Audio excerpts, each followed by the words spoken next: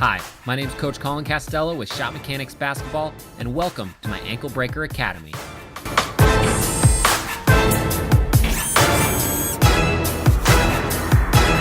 Today I'm going to walk you through the 8 best tips so you can become an ankle-breaking ball handler just like the best players in the world. So are you ready? Let's jump right into the Ankle Breaking Academy. Alright, so tip number 1 to being an ankle breaker, change your speed. By moving quickly and then slowing up your speed and then exploding out of it, you're going to get your defender to relax and thus be able to break their ankles. By changing your speed, you can pretty much assure that you're going to be able to blow by your defender at any point. So a great cadence to think about when you're trying to break somebody's ankles are going fast, slow, to fast again. Now this can be simple. It can be as easy as just a little raise of your shoulders or a little hesitation with the basketball, pretty much anything to get your defender up out of their stance. So experiment a little bit with your speed and pace. It can be in the open court, it can be when you're attacking the basket. Pretty much any time you're changing your speed from slow to fast or fast to slow, it's going to have great results against the defense.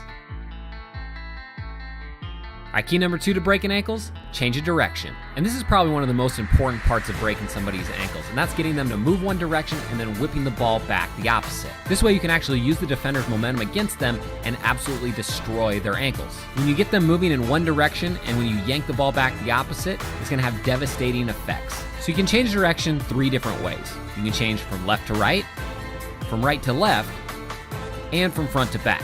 Work on being able to quickly change directions from all 3 possibilities and you'll be an absolute unstoppable ball handler. And on to key number 3, attack the top foot. Now most of the time your defender's going to be forced to give you a top foot, and that's the foot that's closest to you, the ball handler. Now attacking the top foot's important because anytime you can beat the top foot or make them move it, you're forcing the defender to swivel their hips and be out of position. When you attack that top foot, you get them moving and thus make them super vulnerable to a devastating crossover. What's funny is most of the time the defender's going to tell you exactly where to crossover just by where they put their top foot. If they don't give you a top foot, you can just attack them one direction until they do. So if you really want to be a certified ankle breaker, I suggest that you start paying attention to your defender's feet. And odds are if you can attack that top foot, you're going to drop them at some point.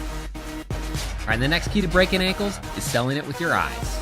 Now this is a really underutilized part of crossing over and ankle breaking that a lot of players don't use. And it's one of the main reasons why guys like Kyrie Irving and Stephen Curry have some of the best crossovers in the league. Now your defender's always trying to read you, and your eyes are what tells a major part of the story.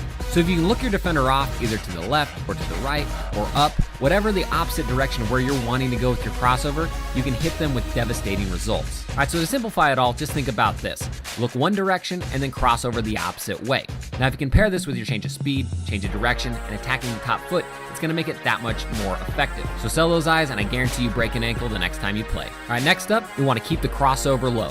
Now keeping your crossover low is important for a couple different reasons. Number 1, by keeping the dribble low, your defender can't get the ball and pick you when you're trying to cross over. And number 2, many times they are going to lean forward and try to pick your pocket, and by doing that, they lean forward off balance and it makes it easier to break their ankles. You can think of a low crossover almost like you're baiting them in. So as you cross over low, they reach to try to pick you, and then you can explode by them. So a good rule of thumb to think about is try to keep your crossover below your knees. If you can, it's going to be pretty hard for the defender to get a hand on. Now one thing you do want to keep in mind is that a low crossover is normally the best option, but it's not always the best option. If the defender's hands in the space, that's not where you want to cross over. So just something to keep in mind. Alright, next up, let's talk about throwing your shoulders. Now anytime you're changing direction, whether it's on a crossover or a pullback or a step back, you can throw your shoulders over your front knee as you're getting ready to pull the ball back. It's going to make your defender think you're moving that direction. When your shoulders go forward, it makes you look like you're in attack position, making the defense think that you're going to continue your drive that same direction. So, by throwing your shoulders forward and then yanking the ball the opposite direction, you many times get your defender to fall with a mean ankle breaker. Now, when throwing your shoulders, one thing that you're going to keep in mind is that you're going to be exploding in the opposite direction. So don't let your shoulders get too far forward so you're off balance. One thing that helps is you can make sure that the leg that you're throwing your shoulders towards is loaded and ready to spring in the opposite direction. If you try to do it with a straight leg, you just might break your own ankle. So make sure that that leg's loaded and ready to push back in the opposite direction. Now let's talk about on-ball picks or screens. Now this is great because it's almost a guaranteed ankle breaker every time. Now when your teammate's coming to set an on-ball pick, odds are that the defender's going to be trying to cheat to get over the top quickly. Pick and rolls are really hard to defend for the guy guarding the basketball, so he's probably going to jump to any sort of fake that leads towards the screen. So on offense, sometimes it's as simple as just a jab step towards the screener to get your man to jump to open up the lane. Now what's even better about this situation is if they don't bite on your fake, you can just use the pick and roll and they're probably going to be out of position then. So either way, you're going to get a great look out of it. So use that ball screen to bite the defender and you'll get some nasty crossovers.